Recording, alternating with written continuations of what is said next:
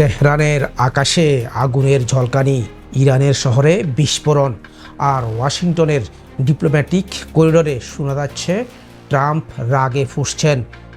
ইসরায়েলের বিশ্বাসঘাতকতা শুধু ইরানের সঙ্গে নয়, এবার যেন ট্রাম্প প্রশাসনের সাথেও। এদিকে ইসরায়েল বলছে তারা যুদ্ধবিরতি ভঙ্গ করেনি, আবার তেহরানের রাডার স্টেশন গুঁড়িয়ে দেওয়ার কথাও তারাই স্বীকার করেছে। তাহলে সত্যটা কোথায়? ঘটনার শুরু হয় ইরান ইসরায়েলের মধ্যকার সাম্প্রতিক যুদ্ধবিরতির ঘোষণার মধ্য দিয়ে। সবাই ভাবছিল অন্তত কিছুটা সময়ের জন্য হলেও দম নেবে ইরান এবং ইসরায়েল দুই পক্ষ। কিন্তু যুদ্ধবিরতির ঘোষণার মাত্র কয়েক ঘন্টার মাথায় ইরানের বাবুলশার শহরের কাছে ঘটে বিস্ফোরণ। ইরানের প্রতিরক্ষা ব্যবস্থা সক্রিয় হয়, শোনা যায় টানা কয়েকটি বিস্ফোরণের শব্দ এবং শুরু হয় উত্তেজনার নতুন অধ্যায়। কাতার ভিত্তিক সংবাদ মাধ্যম আল জাজিরা জানিয়েছে, এই হামলার পর মার্কিন প্রেসিডেন্ট ডোনাল্ড জে ট্রাম্প চরম বিরক্ত ইসরায়েলের প্রতি। আল জাজিরার যুক্তরাষ্ট্র প্রতিনিধি ফিল লাবেল বলেছেন, ট্রাম্প মনে করছেন নেতানিয়াহু বিশ্বাসভঙ্গ করেছেন। তিনি বলেন, ট্রাম্পের ক্ষোভটা স্পষ্টতই ইসরায়েলের দিকেই বেশি।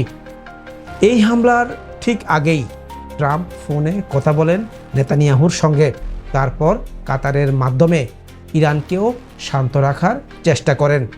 অর্থাৎ মার্কিন প্রশাসন স্পষ্টভাবে চাচ্ছিল এই উত্তেজনা যেন আর না বাড়ে, কারণ তারা জানে যুদ্ধ বিস্তৃত হলে নিয়ন্ত্রণ চলে যেতে পারে রাশিয়া বা চীনের হাতে। কিন্তু তারপর যা ঘটল, ইসরায়েল স্বীকার করল যে তারা তেহরানের কাছে একটি রাডার স্টেশন ধ্বংস করেছে। তাদের যুক্তি, ইরান প্রথমে যুদ্ধবিরতি ভঙ্গ করেছিল ক্ষেপণাস্ত্র ছুড়ে। কিন্তু এখানে প্রশ্ন উঠছে, যদি যুদ্ধবিরতি ভঙ্গ করেই থাকে ইরান, তাহলে মার্কিন প্রেসিডেন্ট এতটা রেগে গেলেন কেন? ট্রাম্প পরে বলেন তিনি সরকার উৎখাতের পক্ষে নন, বলছেন ইরানের সরকারের পরিবর্তন চাওয়া তার নীতির অংশ নয়। কিন্তু এর আগেও তিনি বলেছিলেন ইরানিদের উচিত সরকার পরিবর্তন করা। এমন সাংঘর্ষিক বার্তা দেওয়ার পেছনে কারণ কি? কূটনীতিক চাপ, নাকি এই পুরো কাহিনী আসলে আমেরিকা ইসরায়েল সম্পর্কের নতুন মোড়? যে কথাটা পরিষ্কার, ইসরায়েল আর ট্রাম্প প্রশাসনের মধ্যে সম্পর্ক আগের মতো নেই। একটা মান অভিমানের স্তর পার করে এখানে সেটা একটা অবিশ্বাসের দিকে যাচ্ছে, এখন সেটা একটা অবিশ্বাসের দিকে যাচ্ছে। নেতানিয়াহুর একতরফা সিদ্ধান্ত ও তার উপর ট্রাম্পের অসন্তোষ, এই দুইয়ের মাঝে ইরান দাঁড়িয়ে একটা বিপজ্জনক পরিস্থিতির মুখোমুখি। এর মধ্যেই আমরা দেখছি ইরানের উপর দফায় দফায় চাপ আসছে, শুধু ইসরায়েল থেকে নয়, বরং কূটনীতিকভাবে মার্কিন চাপ আর প্রভাবশালী আরব দেশগুলোর নীরবতা যেন ইঙ্গিত দেয় ইরান একা। আরব দেশের ভূমিকা নিয়ে বিতর্ক জোরালো হচ্ছে।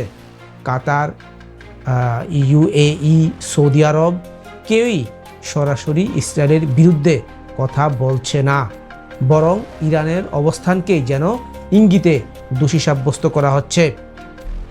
নিন্দা করছে, কিন্তু সরাসরি ইসরায়েলকে চ্যালেঞ্জ করছে না কেউই। তাহলে কি দাঁড়ালো শেষ পর্যন্ত? ইসরায়েল বলছে তারা আত্মরক্ষায় হামলা চালিয়েছে, ট্রাম্প বলছেন যুদ্ধবিরতি ভঙ্গ ঠিক হয়নি, আর ইরান বিস্ফোরণের ধ্বংসস্তূপে দাঁড়িয়ে আবার প্রশ্ন তুলছে কাউকে বিশ্বাস করা যাবে কি না। প্রিয় দর্শক, এই ছিল আজকের আপডেট। ইরান ইসরায়েল সংঘাতের মাঝখানে মার্কিন যুক্তরাষ্ট্রের কৌশল আর তার নেতৃত্বের ভেতরের টানাপোড়েন নিয়ে এক চরম উত্তেজনাপূর্ণ পরিস্থিতি। সর্বশেষ একটা কথাই বলা যায়, এই যুদ্ধ শুধু রণাঙ্গনে নয়, বিশ্বাস, প্রভাব ও নেতৃত্বের মাঠেও চলছে।